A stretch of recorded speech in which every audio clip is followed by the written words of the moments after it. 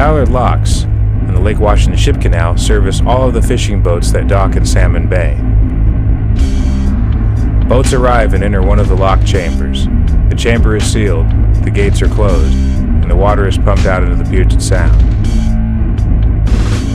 Nearly 1 million tons of goods pass through the canal each year, and its importance for the maritime economy is second only to the Port of Seattle. The locks are staffed 24 hours a day, and visitors are encouraged to report any suspicious activities to the authorities. Hour after hour, the gates open and close, allowing commerce and leisure to flow between the lakes and the sea. Salmon, however, are forced to climb up ladders where they could once swim freely. A small and nearly religious chamber below the water allows tourists to gaze and wonder at the beautiful and formerly life-sustaining fish. Diagrams and exhibits encourage the visitor to marvel at all they have lost and remember that once upon a time, life was free. In 1911, the U.S. Army Corps of Engineers began building the canal between Lake Washington and the Puget Sound. It completely altered the flow and rhythm that the Duwamish had known before being conquered by the Army. The land that is now Ballard was once inhabited by the Shilshole band of the Duwamish tribe. The last of the band remained in a small house on the water until they were evicted to make way for the locks. In their place, a small industrial city grew, populated by mostly poor Norwegian families.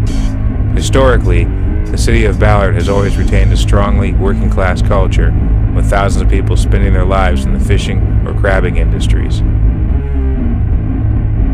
Now that the population no longer depend on the fish that the rivers provided, thousands of people spend months of their lives gathering millions of fish and crabs in the most dangerous parts of the Pacific Ocean. Working on a fishing or crabbing boat is extremely hazardous and requires great physical risk of the worker. It is all done so that a few companies can profit from selling crab to people in the desert. Several reality TV shows have documented the everyday activity on these boats. These shows are one of the primary mechanisms through which business interests keep workers engaged in this profession. 41 years is starting to show. All the muscles and the tissues are torn in my neck. Just kind of goes to show that you can't last forever on deck. A star system is set up, and the workers grow to view themselves as protagonists in a show that champions the physical destruction enacted on their minds and bodies. Meanwhile, the wild fish are processed and turned into something called seafood. Billions of dollars are made each year sending fresh and packaged fish meat across the world. Like all modern food production, the seafood industry is an efficient, profitable system that has a wide market. The processing centers are cold and metallic, filled with the dissected remains of the sea life taken from the oceans.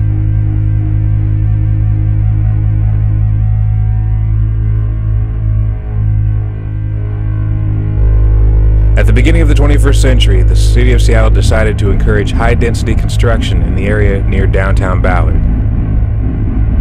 Subsequently, dozens of condos began to rise into the air, bringing thousands of new residents into the formerly working-class city. By 2010, Ballard had been altered into an upscale and affluent neighborhood with a growing transplant population. Nothing is spared in the forward march of progress. Everything is consumed and altered at a rapidly increasing pace. The pursuit of money is what created Ballard, and it is that same pursuit which is destroying it. Before long, downtown Ballard will look like every other commercial center, sterilized, uniform, and boring.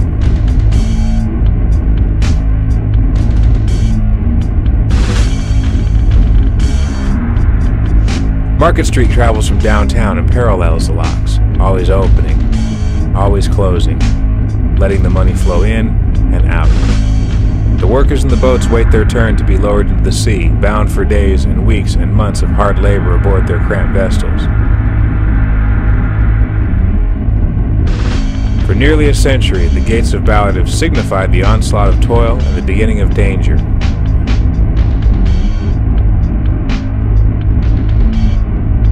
But they have also been symbols of return heralds of freedom. A reminder that one day all the cold and repetitive misery of wage labor will end.